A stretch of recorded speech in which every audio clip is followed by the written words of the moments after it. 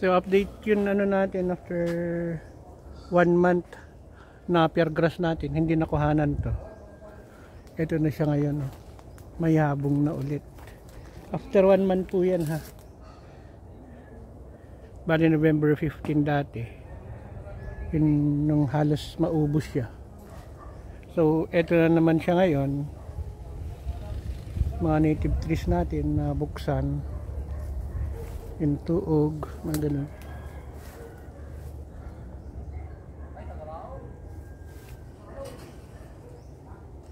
So, eto, napakayabong. Kung hindi makukuhanan to, after 1 month, matatakpan na naman yung native trees natin. So, matanong natin dito na native trees. So, ganito, bilis ang tuog. November 15 to 20 noon halos maubusan yun, konti na lang yun nahutuka. So eto na sila ngayon, pwede na naman kuhanan. December ano ngayon 20 bali 40 day ng mama ko, 40 days. So eto siya, dito nakuhanan na dito banda. So yun, nailipat na rin yung rice mill. Yan, nagawa na rin. Hindi ko alam ba mapaanda rin na.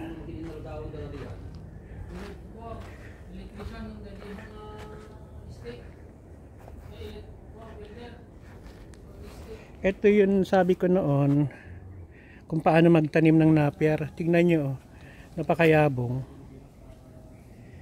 Yun ang itinanim natin dito, hindi yun tangkay.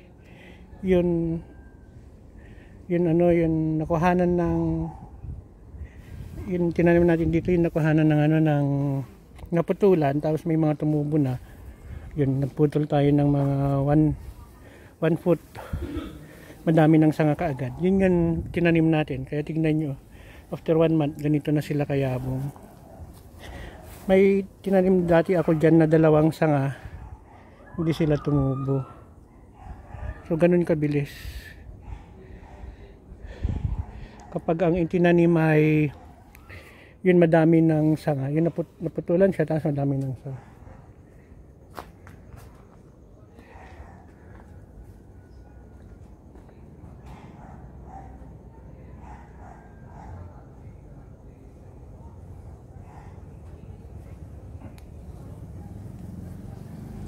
So ito yung puno natin ng ano to, tindalo. Yung ipil natin na yan, na mag-isa na yan, ipil po yan eh. Yearly na nababawasan ng dahon, naglalagas siya.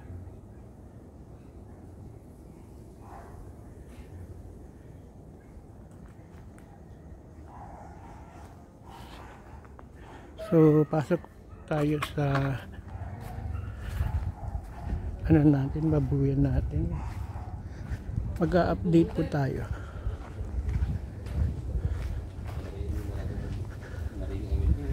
After 20 days, 35 days. So may nakalagay dito. Yun, may ginawang deposito ng tubig ng rice mill. Dito dati nanganak yun si Lola. So ito po yung update natin sa babuyan.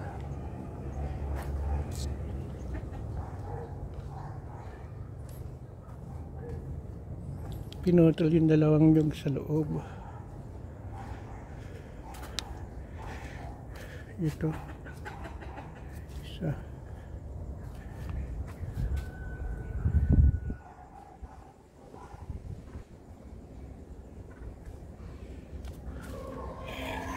So ito may bubungan na. Yero na lang ang kulang. Ang alam ko may isa pang nyug dito. Bali ang tinumbang nyug 3.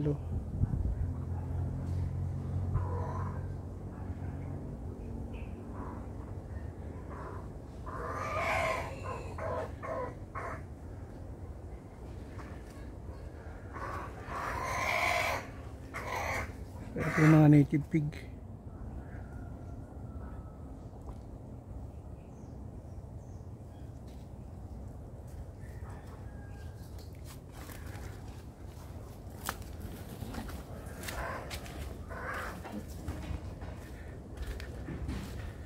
So nasa tanghaling tapat tayo. Ito yung tinanggal na nyo. 1, 2, 3.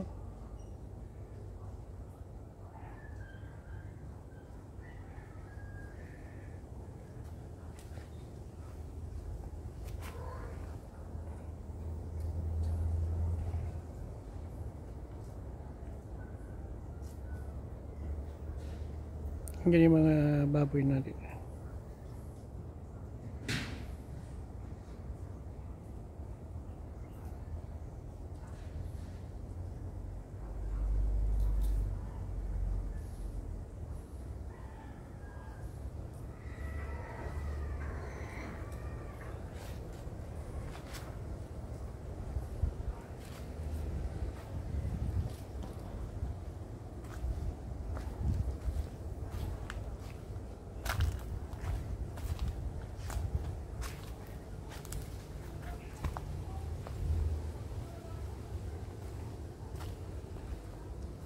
So mukhang may nakalabas ah.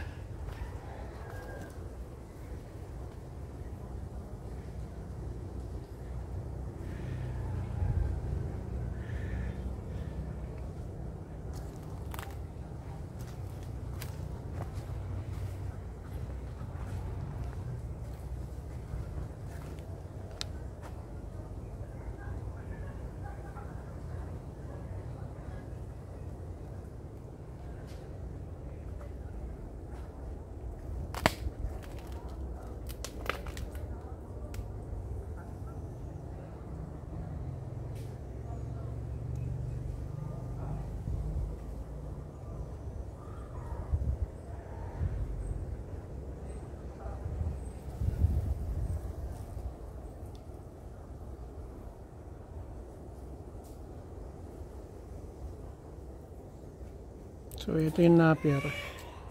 Kung masipag sana yung pag-alaga ng baboy, yun, pwede niyang magkuha na naman siya. Pero wala. Ang alam lang magpakain. Saka pakainin sila. Walang alam.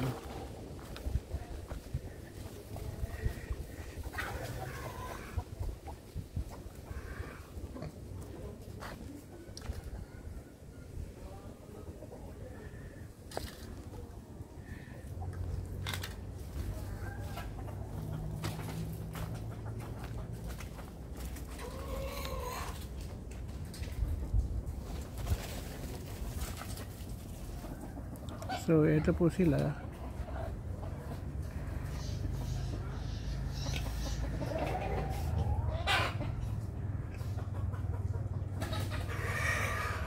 So ano siguro ng brown to.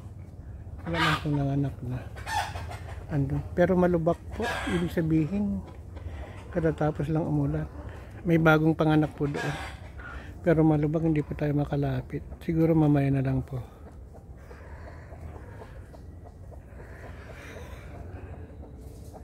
Hindi rin natin alam kasi wala yung tagapagpakain dito. Hindi rin alam natin kung ilan yun bago, kung may nanganak ba or wala.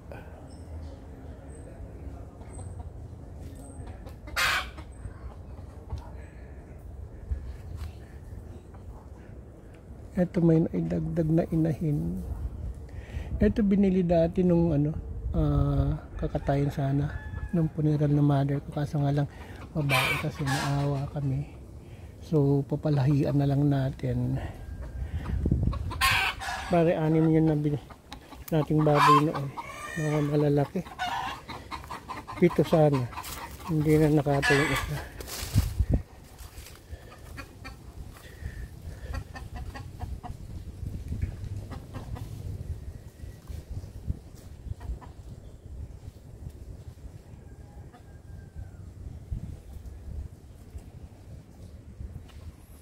So, andito yun sa atin, dalawang puti.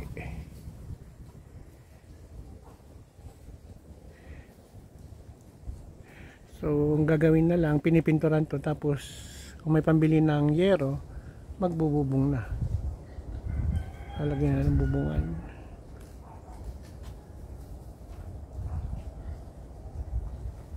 So, yun po yung bagong kaganapan dito sa babuyan natin. Kung hinintay natin na matapos yung kiskisan, yun yung ginagawa nila ngayon. Hopefully mapapaandar.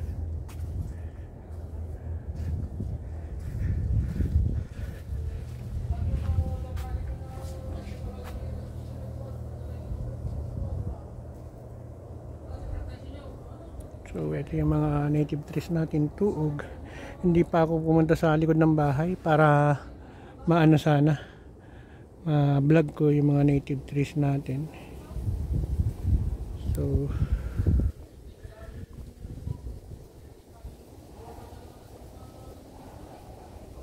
green na green, ang sarap ng hangin.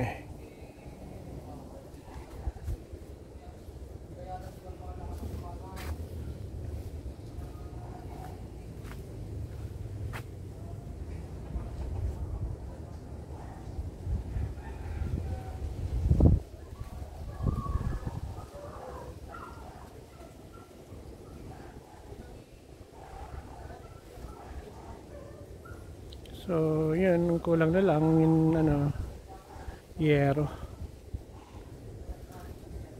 Sinasabay kasi nila yung kiskisan, kaya hindi ganun kabilis siguro. So, hanggang dito na lang po. Bye bye po.